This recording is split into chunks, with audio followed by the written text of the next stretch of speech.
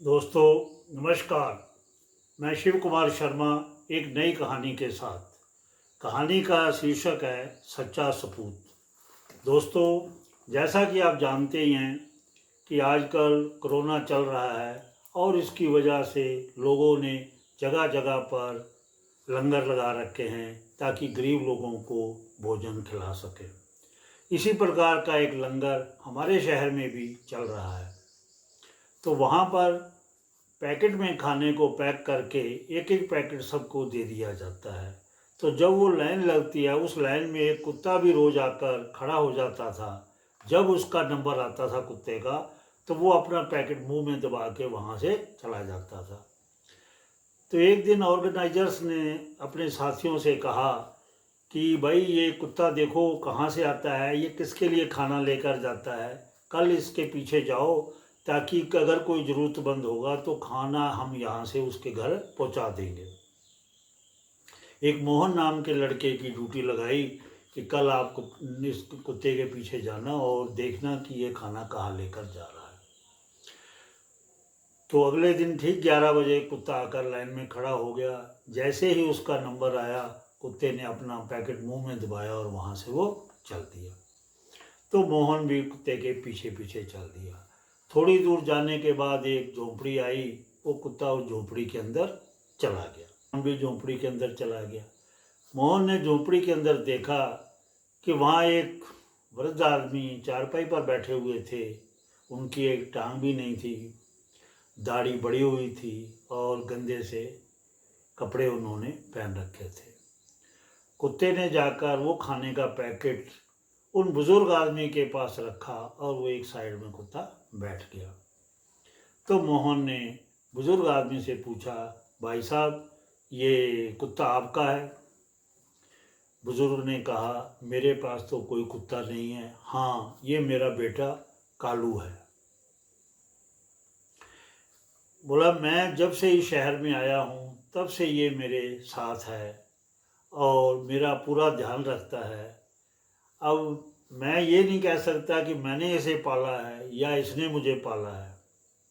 बेटा, कोरोना से पहले मैं रेड लाइट के ऊपर एक पेन की दुकान लगाया करता था, पेन बेचता था, कुछ पैसे मिल जाते थे, खाना खुना ले आता था। लेकिन जब से लॉकडाउन लगा है तो मेरा वो काम बंद हो गया और तो मैं घर से बाहर निकल नहीं सकता। तो अब मेरा बेटा ये कालू ही मेरी देखभाल करता है और यही मेरे लिए खाने का बंदोबस्त करता है।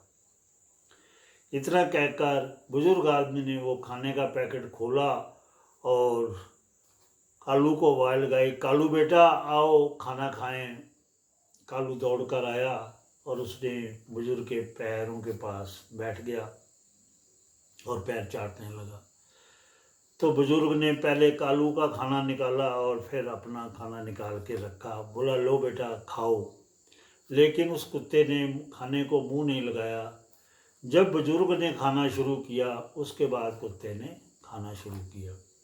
अब मोहन वहाँ खड़ा हुआ, ये सब देख रहा था और वो सोच रहा था कि आजकल के बच्चे जो हैं वो अपने सके माँ बाप को, जिन्होंने बड़ी मजबूरी में मेहनत करके गरीबी में अपने बच्चों को पालते हैं, पोसते हैं, बड़ा करते हैं, लेकिन बड़ा होने के बाद जब वो अपने पैरों पर खड़े हो जाते हैं तो वो अपने माँ बाप की सेवा नहीं करते, उन्हें दुत्कारते हैं और कई बार तो ऐसा होता है उन्हें अनाथ आश्रम में भी छोड़ आते हैं।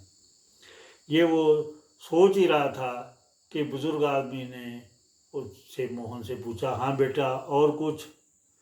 तो मोहन एकदम हकबका सा हो गया और उसने अपनी जेब से 2000 रुपये निकाले और बुजुर्ग को बोला, ये बाबा जी आप रख लीजिए, आपके काम आएंगे। बुजुर्ग ने कहा, बेटा मुझे पैसे की कोई ज़रूरत नहीं है, मेरी देखभाल तो मेरा बेटा कर ही लेता है, ये पैसे तुम किसी और ज़रूरतमंद को दे देना।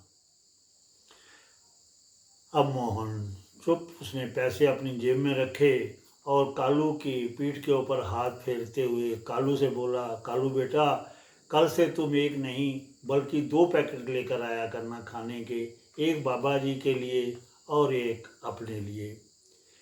इतना कहकर वो कालू वहाँ से मोहन जो था वहाँ से झोंपड़ी से बाहर निकल आया। बाहर निकल के अब वो जब वापस जा रहा था तो वो ये सोच रहा था कि देखो आज के समय पर कोई दवा के नाम पर, कोई ऑक्सीजन के नाम पर, कोई हॉस्पिटल के नाम पर लूटमारी कर रहे हैं, लोगों की मजबूरी का फ़ायदा उठा रहे हैं और ब्लैक मार्केटिंग में अनचाहे पैसे ले रहे हैं। लेकिन वो ये नहीं सोचते कि ये सब धन दौलत यहीं पर रह जाएगी, साथ में कुछ भी नहीं जाएगा। कि सिकंदर जिसने दुनिया को जीता था और दुनिया की सारी दौलत इकट्ठी करके जब वो अपने देश वापस जा रहा था तो रास्ते में उसकी तबीयत खराब हो गई थी। तो मरने से पहले उसने अपने मंत्रियों से ये कहा था कि जब मेरा जनाजा निकाल उठाओगे तो कफन में से मेरे दोनों हाथ बाहर निकाल देना, ताकि दुनिया देख सके कि सिकंदर ने इतनी दौलत लूटी लेकिन साथ में कुछ नहीं ले गया, खाली हाथ आया था और खाली हाथ गया। तो दोस्तों, इस कहानी से हमें ये शिक्षा मिलती है कि हमें बेईमानी नहीं करनी चाहिए, लोगों की मजबूरी का फ़ायदा नहीं उठाना चाहिए, बल्कि जितना हो सके लोगों की भलाई के काम करने चाहिए। और आजकल तो कोरोना का समय है, इसमें तो जितना ज़्यादा हो सके गरीबों के लिए आप खाना खिला सकते हैं, उनको और मदद पैसे से मदद कर सकते हैं, या जो भी आपकी श्रद्धा हो उतना कर सकते हैं। क्योंकि आप नेकी करेंगे तो आपकी नेकी ही आपके साथ जाएगी। कहते हैं कि अच्छे आदमी जो हैं मरकर भी नहीं मरते, उन्हें लोग हमेशा याद रखते हैं। दोस्तों, आपको ये कहानी कैसी लगी आप कमेंट्स कॉलम में ज़रूर लिखिएगा और इसको लाइक और शेयर करना भी ना भूलें। धन्यवाद।